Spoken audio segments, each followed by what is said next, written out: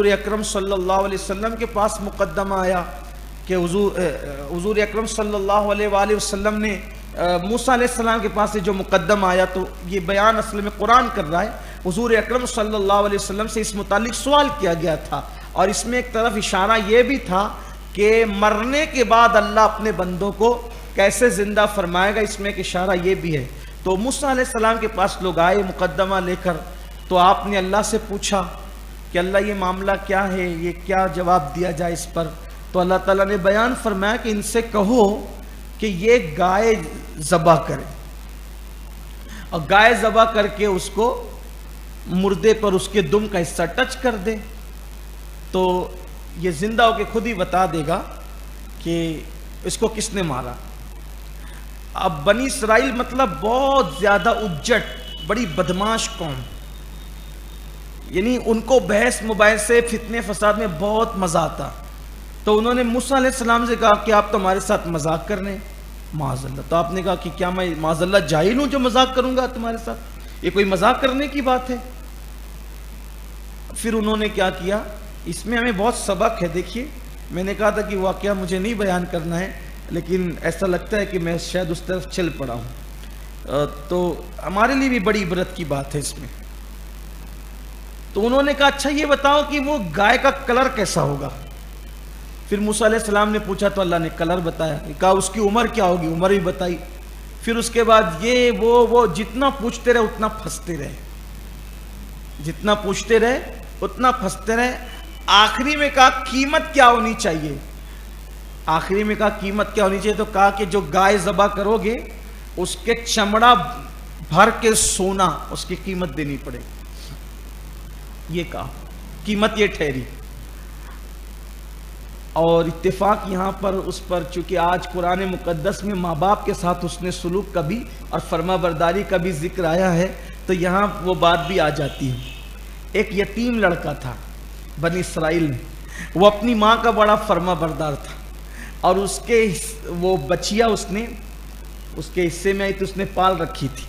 تو ایک دن اس کی ماں نے کہا کہ بیٹا یہ جاؤ اور یہ گائے کو، یہ بچیا جو ہے نا، کیا کہتے ہیں اپنے اس کو، بچڑی، گائے کے جو چھوٹی ہوتی ہے اس کو بچیا کہتے ہیں نا، وہ اپنے اس کو بچڑی کہتے ہیں، مالیگاؤں بچڑی کہتے ہیں نا، وہ بچڑا ہوتا ہے بڑا، اور اس کی جو مادہ ہوتی ہے وہ بچڑی، تو وہ گائے کی جو بچیا ہے تو اس کو بیچو۔ کہا کہ بیٹا میرے مشورے بغیر نہیں بیچنا۔ تو اللہ نے فرشتوں کو بھیجا، اور فرشتوں نے اس کی ماں نے جو قیمت کہا تھا اس سے زیادہ قیمت لگائی۔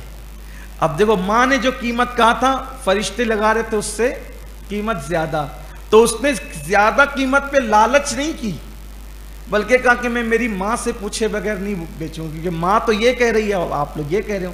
حالانکہ کم نہیں کر رہے تھے، وہ زیادہ کر رہے تھے، تو کہا ماں کا اتنا فرما بردار تھا وہ، تو وہ اللہ کو ماں کی فرما برداری پسند آئی۔ اللہ نے فرشتوں کے ذریعے سے کہا کہ یہ بچیا بھی پالو، یہ بہت قیمت دے گی تمہیں۔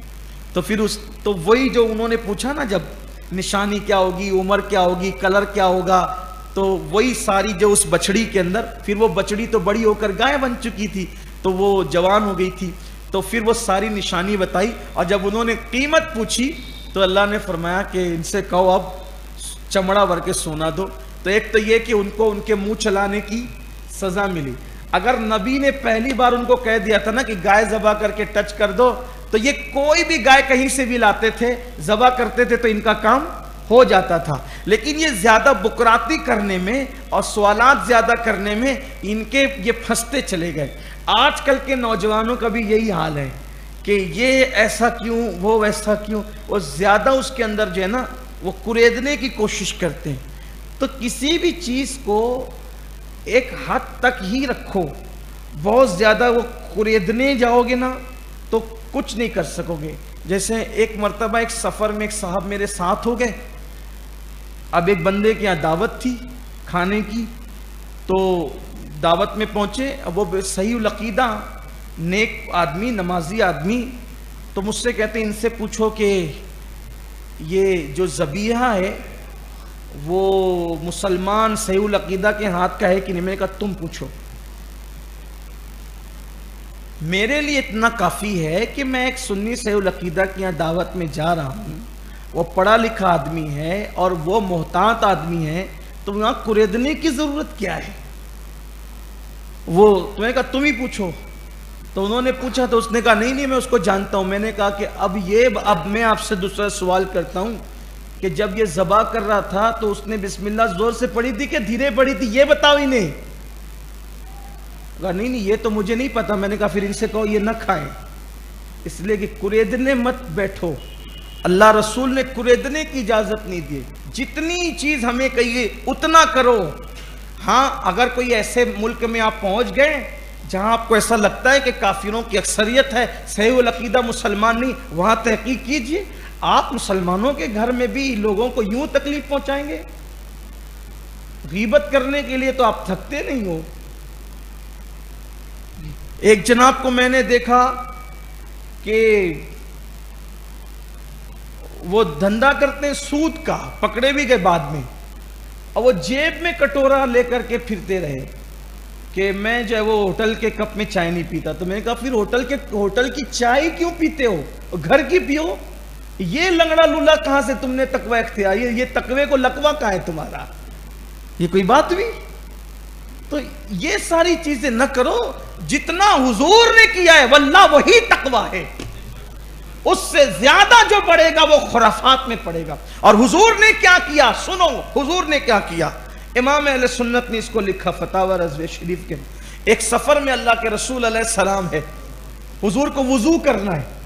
دیکھو یہ جو نوجوانوں سے خاص توجہ چاہتا ہوں، یہ جو کریدتے ہیں نا، کریدنے والوں کو کہہ رہا ہوں دین آسان ہے. الدین یسر، دین آسان، اسے مشکل نہ بنا. بشروا ولا تنفروا، یسروا ولا تعسروا.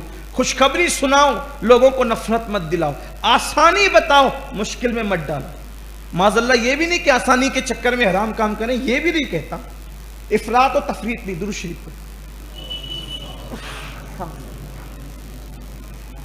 الصلاۃ والسلام علیک یا رسول اللہ وعلی آلک واصحابک یا حبیب اللہ صلی اللہ علیہ وسلم. سفر میں حضور علیہ السلام وضو کرنا ہے، نماز کا وقت ہو گیا. ایک پانی دیکھا اللہ کے رسول علیہ السلام، پانی جمع ہوا دیکھا، اور وہ پانی دیکھ کر کے ساتھ میں فاروق اعظم بھی تھے. حضور وضو کے لیے چلے تو فاروق اعظم نے، ایک شخص وہاں موجود تھا، وہ شاید وہیں کا رہنے والا تھا، اس سے پوچھا ارے پہلے یہ بتاؤ کہ یہ یہاں درندے پانی پینے کے لیے آتے ہیں کہ نہیں آتے؟ اس سے پہلے کہ وہ وہاں کا آدمی بولتا، حضور نے کہا چپ رہو، مت بتاؤ، کچھ مت بتاؤ.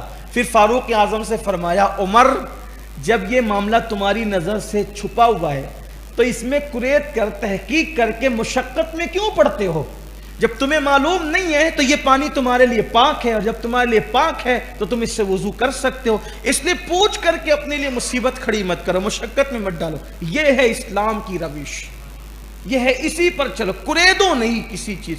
ہاں جتنا اسلام کہتا ہے تحقیق کا بالکل کیجئے تحقیق. جیسے کچھ لوگ اتنے بے باک ہیں معاذ اللہ کہ جن چیزوں کے اندر حرام چیزیں ملی کھا رہے ہیں لوگ، بھی حرام چیزیں پی رہے ہیں، حرام چیزیں استعمال کر رہے ہیں. لیکن اب کسی اخبار میں آ گیا یہ بسکٹ میں سور کی چربی ملی ہوئی ہے، اب وہ پورے لوگ پڑ گئے نہیں یہ بسکٹ نہیں کھانا، اس دوا کے اندر یہ سور کی چربی ملی ہوئی ہے. ایسے اخبار کی رپورٹ سے کوئی بسکٹ حرام نہیں ہوتا. ایسے یوٹیوب چینل پر کوئی بھی اٹھ کر کے منہ سے بول دے تو یہ اس میں سور کی چربی ہے، ایسے حرام نہیں ہوتا. آپ نے اپنی نگاہ سے دیکھا، آنکھ سے دیکھا، دیکھیں علماء کی تحقیق دیکھیں. اس کے لیے قطعی کسی چیز کو حرام کہنے کے لیے قطعی اور یقینی ثبوت کی ضرورت ہے. ایسے کسی کے کہنے سے کسی نے چھاپ دیا اخبار میں اس میں یہ ہے، اس میں آپ نے بسکٹ کھانا، آپ نہیں کھا رہے ہیں، آپ کا تقوی ہے، چھوڑ دیا آپ نے. شک کی وجہ سے شک والی چیز کو چھوڑ دینا تقوی ہے. لیکن جو کھا رہے ہیں آپ ان کے بارے میں کہتے ہیں کہ تو سور کی چربی کھا رہے ہیں، آپ مسلمان پہ بہتان لگا رہے ہیں. ایسا نہیں ہے، کسی کے بھی کچھ کہہ دینے سے کچھ نہیں ہوتا. اللہ تعالی ہمیں توفیق عطا فرمائے. پھر آگے بہت سارے واقعات آئے ہیں اور بھی بہت ساری چیزیں کہی گئی ہیں. اب ہمارا وقت مکمل ہوا. اللہ تعالی ہم سب کو توفیق عطا فرمائے. ہاں بول. ہاں ایک سوال یہ کسی اوپر 11 بجے میں نے بتا دیا ابھی کہ جماعت ہوگی انشاءاللہ، اوپر جانا ہے اور جنہیں دوسری تراویح پڑھنا ہے. سوال کیا گیا تراویح کی نیت کے حوالے سے، تو جس نے پوچھا ہے تو تراویح کی نیت آپ 2 رکعت کریں، 2 رکعت کریں ہر مرتبہ. نیت کریں. نیت کی میں نے 2 رکعت سنت تراوی واسطے اللہ کے، وہ میرا طرف کعبہ شریف کے پیچھے سے امام کے. اللہ اکبر. زبان سے نہ کہہ سکیں، صرف ہر مرتبہ دل میں اتنا خیال کر لیں، اللہ میں تیرے لیے امام کے پیچھے سنت تراوی پڑھ رہا ہوں. یہ نیت کر لیں، اس لیے کہ نیت جو ہے وہ دل کے ارادے کا نام ہے. زبان سے کہہ لینا افضل ہے. اللہ توفیق دے. گفتگو کے درمیان کوئی